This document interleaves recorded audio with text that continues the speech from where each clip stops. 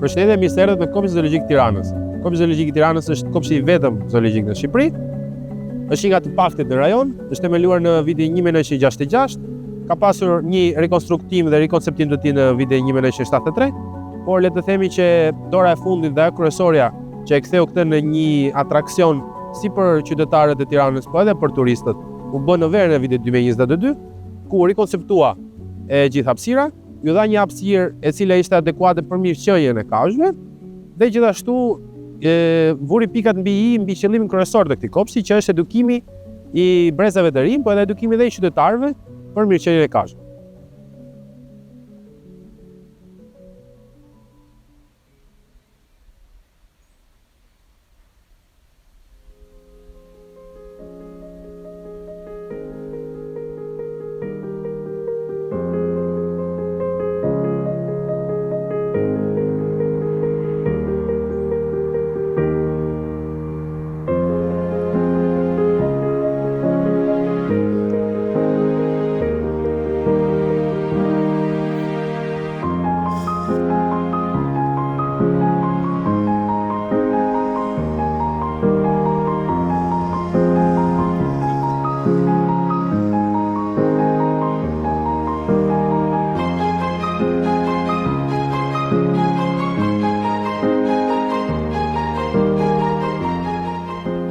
Kopshti zoologjik ka disa seksione.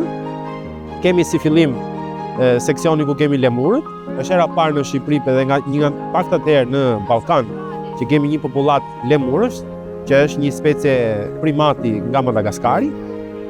Saktësisht lemurët që kemi janë lemurët me bishtë të unazuar, që vijnë nga pjesa jugore e Madagaskarit.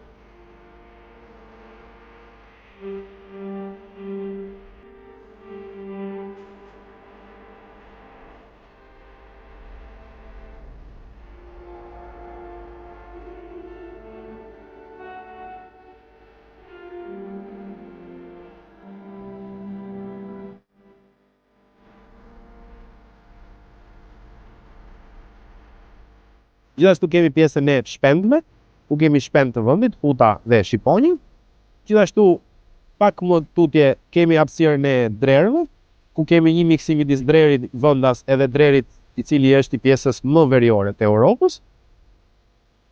Pak më tutje kemi mundësi që të shohim një koleksion shpendësh moçali, ku përballë këtyre do keni mundësi që të shihni gjithashtu dhe felinët e mëdhenj që kemi, që janë 4 luan afrikan dhe 3 tigra siberian, ndërto njëri prej tyre është I bardhë.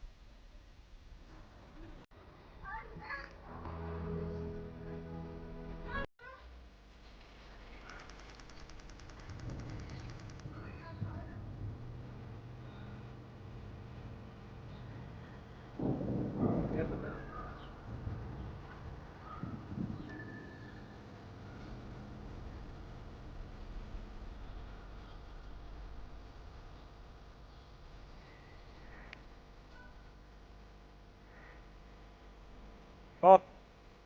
Një sekund.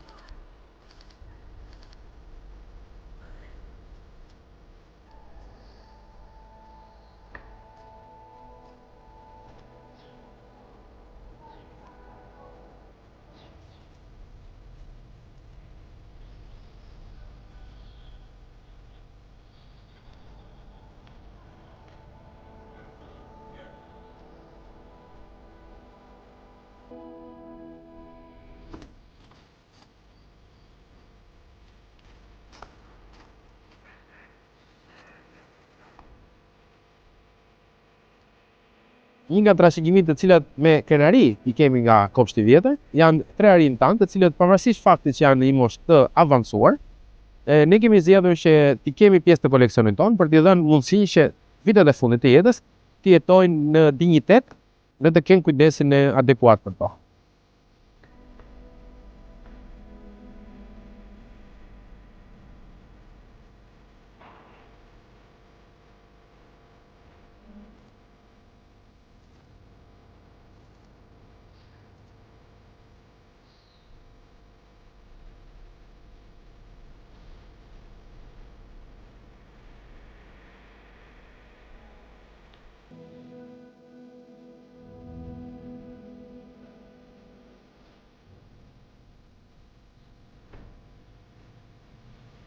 Një nga boshet kryesore të kopshtit zoologjik është që kujdesin që ofrojmë ndaj kafshëve ta bëjmë pa i ofruar stres.